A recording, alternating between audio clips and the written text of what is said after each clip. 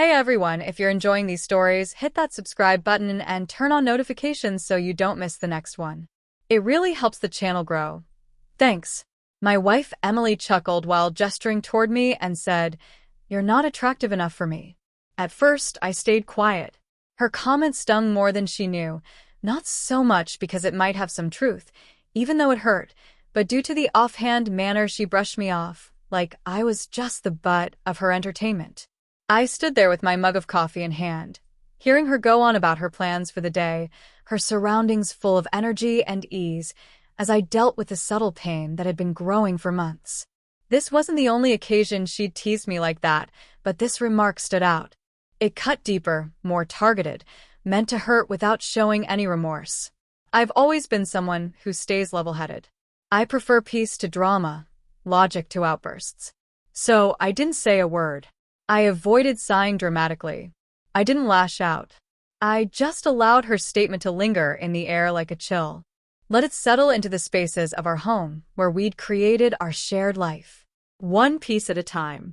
My brain, sharpened from years of evaluating circumstances, started silently noting it all. The smirks, the quick side-eye glances, the small put-downs she disguised as fun. Every one was a sign.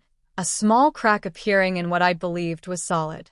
Emily kept talking, not realizing I was more attuned than she'd ever seen. She went about the kitchen in her typical lively way, humming softly, checking her phone, fixing the bouquet I'd picked up the week before. Completely unaware of the growing realization building inside me. That's when it hit me that her remark wasn't simply an offense. It was a revelation, an accidental confession that she viewed me as lesser than an equal, as somebody replaceable. Right then, I chose my path in silence. No yelling, no confrontation. My reaction, matching my composure, wouldn't be noisy. It would be intentional, steady, and evident only through what I did next. I wouldn't pursue her approval. I wouldn't beg. Instead, I'd get ready for a change she wouldn't see coming. A subtle proof of what happens when someone underestimates you, brushes you aside, and still holds onto the strength she assumed she'd stripped away. The following morning, I spotted the difference right away. Emily went through the apartment with her usual cheerful vibe, but there was a slight pause in her words, an uneasy pattern in her movements that wasn't present yesterday. She casually inquired about my schedule. Her voice sounded a bit forced, hiding something she hadn't fully grasped yet. I glanced at her across the top of my coffee cup, holding my gaze long enough for her to sense the intensity of my attention, all without speaking. I hadn't mentioned her comment at all, but my quietness spoke volumes. Through it, she could sense a change, even if she couldn't pinpoint it. For so long, I'd put up with the small jabs, the remarks that dug in subtly, the easy overlook of my feelings.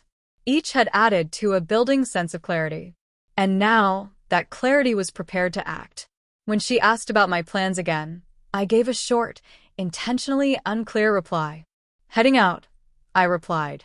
Nothing more, no details, no sorry, no comfort.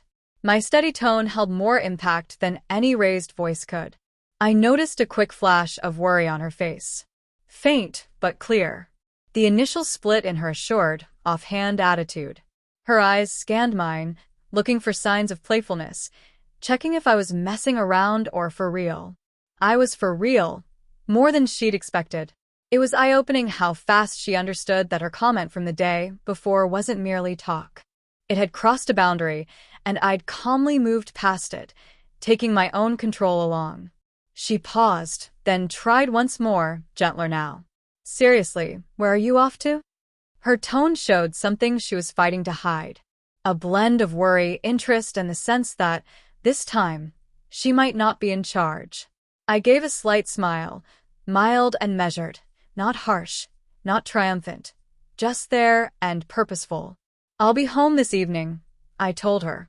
Then I walked out of the apartment. The underlying tension that had been simmering for months was starting to take shape. And even though she didn't get it completely yet, Emily was on the verge of discovering that brushing off a thoughtful, composed person could lead to outcomes much bigger than a quick chuckle. When I got back that night, the place felt oddly still. Emily was on the sofa, sitting straight, her hands fidgeting with the edge of the blanket over her lap. She glanced up when I came in, her eyes showing a mix of ease and something deeper. Regret, maybe, or the emerging understanding that her light brush off the previous day had been taken more seriously than she'd thought possible.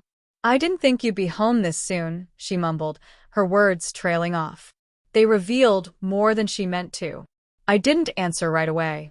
I put down my things, hung up my jacket, and passed by her with steady composure. The quiet confidence in my actions said more than any debate ever would. I was there, sure, but not the same easygoing guy she'd taken for granted yesterday. She attempted again, quieter, with a touch of urgency slipping through. "I wasn't sure where you'd gone."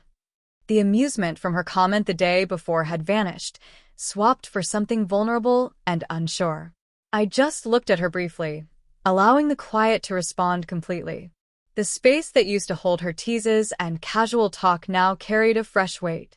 The type that arises when somebody sees their choices have effects they can't fix right away. At last, she murmured, "I regret saying that about you not being attractive." Her eyes locked on mine openly, nearly begging. It was a quiet acknowledgement of my value, my importance, and the consideration she'd overlooked. I didn't rush to accept her regret. I didn't offer quick comfort. Instead, I let her statement hang there. I'd made my choice the day before. The calm, planned distance that made her face her own error in judgment. "That's exactly the reason I stepped out when I did," I replied calmly, my tone even. It wasn't blame or judgment. It was the steady closure from someone who'd been undervalued and let things play out with care and accuracy. She got it clearly that poking fun at another's cost could bring results she never saw coming. That evening, Emily avoided any more teasing. She didn't dodge or cover her realization with light comments. The balance had changed in a small but permanent way. For the first time in a long while, she viewed me not as an easy target for amusement, but as someone who, if pressed too much, could reply not with rage, but with calm strength and command. And through that change, I saw that lost respect could come back. Not via fights or requests, but through intentional, composed steps that allowed no confusion.